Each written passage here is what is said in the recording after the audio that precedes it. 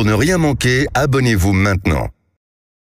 Les vraies voix Sud Radio, c'est le Top Clic. Et parmi les sujets les plus discutés ce soir sur les réseaux sociaux, c'est forcément la disparition de Claude Sarraute. La disparition d'une grande plume du journal Le Monde, d'une romancière connue du grand public aussi évidemment pour sa participation aux émissions de bande de Laurent Ruquier, comme notamment On a tout essayé sur France 2. On a tout essayé sur France 2, mais aussi plusieurs stations de radio. Parmi les très nombreux hommages qui hissent le nom de Claude Sarraute en top tendance sur Twitter, celui du journaliste de LCI Darius Rochebin qui partage l'extrait d'une ancienne interview en écrivant « Mémoire de Claude Sarraute, de sa force de vie » en parlant des sujets les plus douloureux comme des plus légers.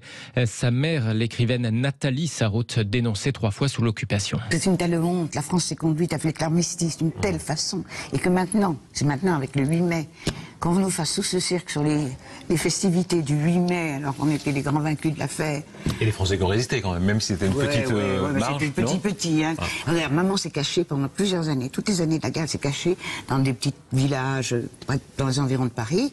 Elle a été dénoncée 3 fois par les habitants. 3 fois, elle a dû faire son ballot et repartir. Où est-ce que vous avez trouvé, dans une histoire qui a quand même ses ombres tragiques, dans lui qui a ses difficultés aussi, un tel peps? Alors, je ne sais pas, je crois que c'est de naissance. Ma maman me disait toujours que j'étais un Sonntagskind, un enfant du dimanche. Je suis née un dimanche. Je ne sais pas, ça me vient comme ça.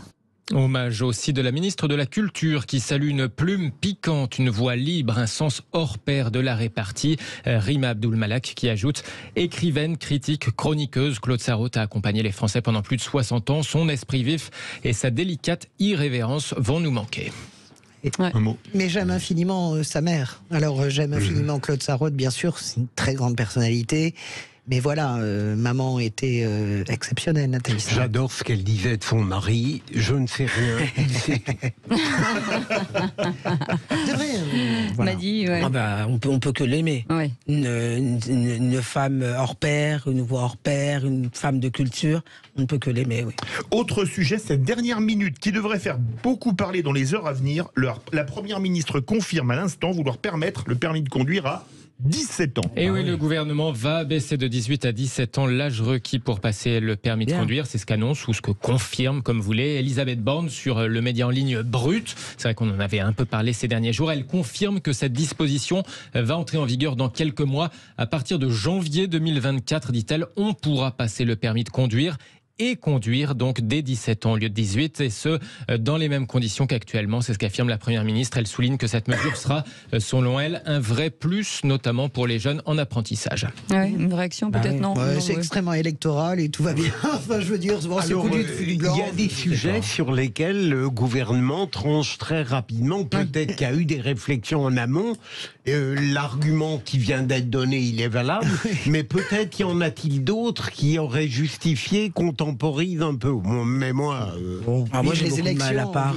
les élections. C'est vrai, franchement, à part... des fins purement électoralistes, moi je vois pas comment on peut...